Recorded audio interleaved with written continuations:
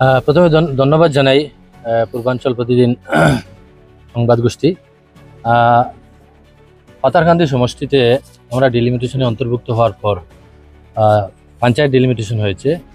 তারপর আমরা একটা কাজিরবাজার পল্ডর জিপি নামে একটা নতুন জিপির আবির্ভাব হয়েছে। সেই জিপিতে মাইনরিটি বহুল জিপি। এখানে শুধু কাজিরবাজার এবং পল্ডর নয়, এখানে পাতিয়ালারও একটা ওয়ার্ড এসেছে। তো তিনটা জিপির অংশ নিয়ে একটা নতুন জিপি গঠন হয়েছে এবং আমি বিশ্বাস করি যে মাননীয় মন্ত্রী কৃষ্ণেন্দু পাল মহাশয়ের একান্ত প্রধান্যতায় আমরা একটা মাইনরিটি জিপি লাভ করতে সক্ষম হয়েছি এবং এই জিপির যে 10টি ওয়ার্ডে আছে, 10টি ওয়ার্ডের জনগণ এবারের বুথে মাননীয় মন্ত্রীর পক্ষে বা আমার ভারতীয় জনতা পার্টির পক্ষে রায়দান দিচ্ছে, সেটা আমরা অনুভব করতে পারছি। সর্বত্র একই আওয়াজ, মানুষ শান্তি স্বাধীন মতো ভোট দিচ্ছে এবং শান্তি সম্প্রীতি বজায় রেখে ভোট হচ্ছে। শুধুমাত্র কিছু কিছু অংশে ভোট কাস্টিংটা অল্প স্লো, যেহেতু ব্যালট পেপারের মাধ্যমে ভোট হচ্ছে, তো এটা একটা অসুবিধা হচ্ছে। তো এটা আমরা দূর করার চেষ্টা চালিয়ে যাচ্ছি।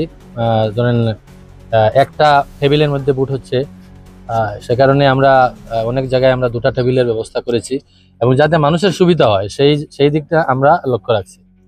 যেহেতু এটা কাজিবাজার পল্টন জিপি এটা সংখ্যালঘু অধ্যুষিত এলাকা, আমরা তো জানি সাধারণত সংখ্যালঘু মানুষ বিজেপির বিরুদ্ধে ভোট দিয়ে থাকেন। তো আপনি কেন মনে করেন যে এই কাজিবাজার পল্টন জিপির মানুষ বিজেপিকে ভোট দেবেন? প্রথমত এই নির্বাচনটা পঞ্চায়েত নির্বাচন। এই নির্বাচনে গ্রামীণ উন্নয়নের উপরে ভোটদান হয়। এখানে ছোট ছোট যেগুলা ডেভেলপমেন্ট সেই ইস্যুতে ভোট হচ্ছে এবং আমাদের যে বিধায়ক, যিনি আসামের বলিষ্ঠ মন্ত্রী, ওনার সমষ্টিতে পঞ্চায়েতের যে কর্মযোগ্য যেটা চলে সেটার উপর মানুষ আস্থাশীল। আজকে এখানে মানুষ অরুণোদয় পাচ্ছে, রেশন কার্ড পাচ্ছে, বিধবা ভাতা পাচ্ছে, ছোট ছোট রাস্তাগুলা পাকাকরণ করা হচ্ছে। এইগুলা উন্নয়নের উপরে ভোট হচ্ছে। এখানে মাইনরিটি মেজরিটি বলে কথা নেই। মুসলিম মানুষ এমনিতেই পিছিয়ে আছে 70-75 বছর থেকে। তো এই ভারতীয় জনতা পার্টির সরকারের সময়ে আমরা দেখতে পাচ্ছি যে রাস্তাঘাটের উন্নয়ন হচ্ছে।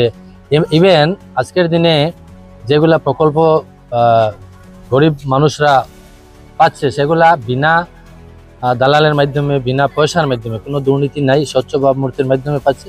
সেই কারণে মানুষ বিধায়কের সাথে আছেন এবং ভারতীয় জনতা পার্টির সাথে আছে। যেহেতু ওয়াকফ আইন প্রণয়ন হয়েছে এবং বিশেষ করে সংখ্যালঘু মানুষ এবং মুসলিম মানুষ এই আইনের বিরুদ্ধে প্রতিবাদ সাব্যস্ত করছেন এবং কংগ্রেস এই বিষয়টাকে ইস্যু করে নিয়েছে। যেহেতু মুসলিম এলাকা এই আইনের বিরুদ্ধে যখন বিজেপির অবস্থান, তো এটা কোনো প্রভাব পড়বে বলে মনে করে না? দেখেন, সর্বভারতীয় স্তরে যে ওয়াকফ আইন, সেটা নিয়ে অ্যাকচুয়ালি আমাদের এখনো স্টাডি হয়নি। আমরা যতদূর জানি এটা একটা স্ক্যাম ছিল। স্ক্যামগুলো দূর করার জন্য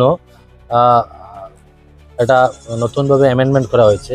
তো বিষয়টা নিয়ে আমি তেমন মন্তব্য দিতে রাজি নয়, কারণ আমরা এখন যে পঞ্চায়েত নির্বাচন এটা প্রভাব পড়বে না, যেহেতু পঞ্চায়েত নির্বাচন এবং আমাদের দৈনন্দিন জীবনের প্রয়োজনীয়তা যেগুলা সেই নির্বাচন চলছে।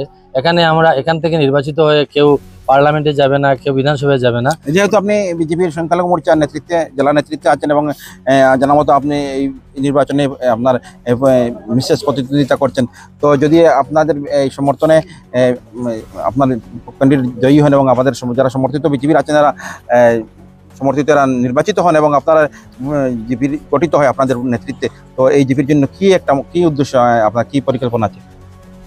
আমি বিশ্বাস রাখি ভারতীয় জনতা পার্টির যেখানে যেখানে পঞ্চায়েত রাজ গঠন করেছে সেখানে সফলতা এসেছে। তো আমরা এটা নতুন জিপি, এই নতুন জিপিতে সরকারের সাথে থেকে যদি আমরা আজকে কেন্দ্রে ভারতীয় জনতা পার্টির সরকার, রাজ্যে ভারতীয় জনতা পার্টির সরকার, জেলা পরিষদ হবে ভারতীয় জনতা পার্টির, আঞ্চলিক পঞ্চায়েত হবে এখানে ভারতীয় জনতা পার্টির, অথবা এখানে আমাদের যে কানাইনগর পাকুয়া জেলা পরিষদ, সেই জেলা পরিষদে 5টা জিপির মধ্যে একটা জিপি মাইনরিটি জিপি। এই জিপিটা যদি আমরা যদি শাসক দলের পক্ষে আমরা যদি এখানের পঞ্চায়েত গঠন করা হয়, তা আমি নিশ্চয় আশাবাদী যে এখানের আমূল পরিবর্তন হবে এবং আমাদের মাধ্যমে যেগুলা আমরা চেষ্টা করছি তার জবাব এখানের নাথ সম্প্রদায়ের লোকজন দিয়েছেন।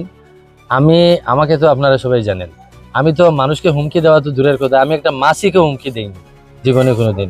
আমাদের পরিবার আমার বিশ্বাস আছে যে এই পাতারকান্দি সমষ্টিতে যে জিপি আছে আমার কাজিরবাজার পল্টর জিপি, সেই জিপিতে হয়তো আমরা যদি নিরীহ মানুষের মধ্যে যদি গণনা করা হয়, আমারটা 10-এর মধ্যে পড়ার সম্ভাবনা আছে।